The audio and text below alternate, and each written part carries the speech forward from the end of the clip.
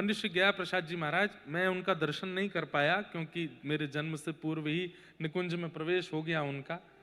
उनकी गोद में प्रिया प्रियतम खेलते थे।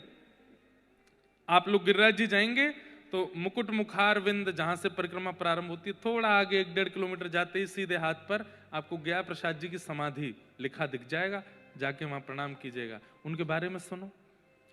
गिरिराज जी की परिक्रमा करते, कैसे करते? ना तो माला झोली, ना कोई कीर्तनिया, ना कुछ और, बस सोहनी रखते अपने हाथ में और सोहनी करते करते, और ऐसे नहीं कि बस झाड़ते हुए बस परिक्रमा पूरी करनी है, जहां तक एक दिन में पहुंचते थे वहां तक ही करते, लेकिन खूब अच्छे से मार्जन करते गिरिराज जी का।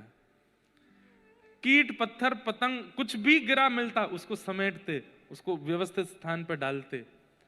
एक बार का प्रसंग है कि महाराज जी सोहनी कर रहे थे और सोहनी करते करते वो सामग्री उठा के डाली और वहीं बैठ के रोने लगे।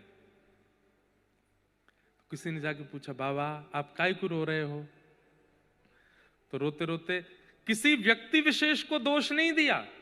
हम लोग पन्नी डाल देते हैं, कूड़ा कचरा डाल देते हैं वृंदावन में, गोवर्धन में, किसी व्यक्ति विशेष को दोष नहीं दिया। वो सारा कचरा हाथ में लेकर के क्या बोल रहे हैं, जे नंद को लाला माने ही नाए, मैं कितनों याकू समझाऊं, कंधो मत करे कर, मत करे कर, अरे जी गिरिराज जी हैं, इनको स्वच्छ रखो, पवित्र रखो, माने नाए, सबरो कूड़ो ले जाए के बीच में ही डाल दे।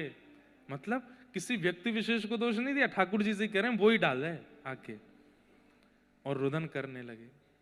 और उनका नियम था, सोहनी करने के बाद जब झाड़ू सोहनी छोटी हो जाती थी ना, तो फिर अपने स्थान पे आके गड्ढा करते और पुष्प आदि करके सोहनी को माथे से लगाते और बोले, तेरो जीवन कितनो धन्य है, जन्म से अंत तक तेने केवल रज की सेवा करी और कोई काम में ना तू रही, तेरो जीवन धन्य है क्यों।